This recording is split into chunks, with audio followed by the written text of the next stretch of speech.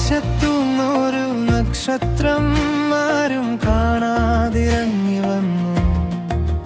പാതിചാരിയ ജാലകവാതിൽക്കെല്ലാരെയോ കാണാൻ കൊതിച്ചു നിന്നു.